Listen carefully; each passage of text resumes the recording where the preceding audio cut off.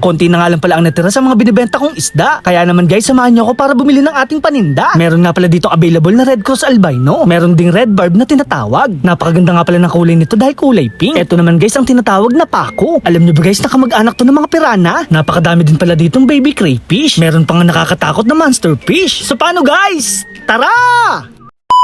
Kaya naman isang araw, maaga pa lang ay may bumibili na sa atin ng pagkain ng isda. Buti na nga lang, meron tayo ditong stock na PO2. Dumadami na nga pala yung mga batang nag-aalaga ng isda dito sa aming lugar. Kahit paano nga ay kumikita na tayo ng kaunting barya. At dahil maaga pa, kailangan muna natin humigop na mainit na kape. Tamang-tama nga ito dahil meron na tayong matatambayan. Sobrang nakaka-relax talaga ang mag-alaga ng mga isda. Kahit minsan nga ay napapagod na ako, hindi ko pa rin ito sinusukuan. Sa paglilinis at water change nga pala talaga mauubos ang lakas mo. Ito nga pala ay napakagandang libangan, lalo na sa mga taong nabuburyo na sa buhay.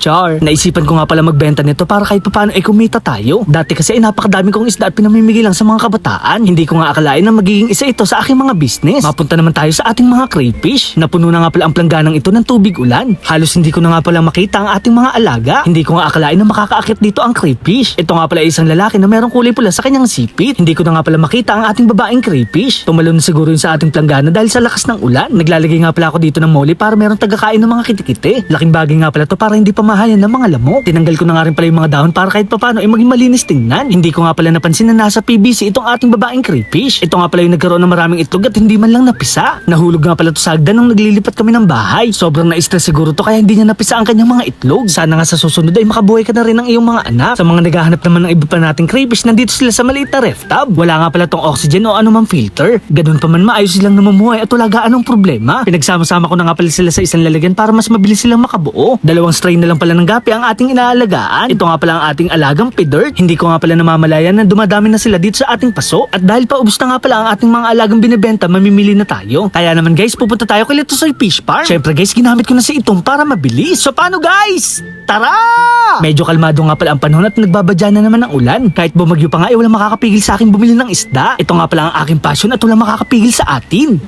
Char, pagdating ko nga pala sa bilihan ng isda, may nakasabay tayong iba pang fish keeper. Big shoutout nga pala sa tropa natin si Gasgas. Na-impluwensyahan niya na rin pala ang kanyang mga katrabaho na mag-alaga ng isda. Kaya naman mabuhay ang lahat ng fish keeper. Bali guys, sila nga pala ay naghahanap ng toman. Isang uri din pala ito ng isda na tinatawag na giant snakehead. Sa tagal ko na nga pala pumupunta dito, wala akong makitang ganong klaseng uri ng isda. Ang meron nga lang dito ay giant Paco. May mga flower horn din dito at mga tilapia. Nagagandahang malalaking tinfoil at kung ano-ano pa. Nakakatuwa talagang panoorin ang mga glow tetra. Napakaganda kasi nilang pagmasdan na sabay-sabay lumalangoy. Maghahanap naman tayo ng bago nating ibebenta. Sa dami nga pala ng isda dito, parang gusto ko na silang bilhin lahat. Sa dami nga pala ng isda dito, nalilito na ako kung anong bibilhin ko. May nakita nga pala ako dito nagagandahang red barb. Hindi ko nga alam kung bakit red barb ang tawag dito dahil kulay pink naman ang kanilang kulay. Kaya naman bibili ako nito para meron naman tayong kakaiba. Kukuha din pala tayo ng Red Cross Albino. Parang tinfoil nga pala to na umiilaw ang mga mata. Tama na siguro ang 20 piraso para sa ating pambenta. Meron din pala ako nakitang mga Paco. Sila nga pala ay mga kalahin ng mga pirana. Kahit papano nga ay masakit sa bulsa to pero binili ko na. Mga 8 piraso lang siguro ang binili ko para pambenta. Sa mga nagtatanong nga pala, ito nga pala ay hindi nangangagat. Para nga lang silang mga sapsap na pwedeng ipang breakfast.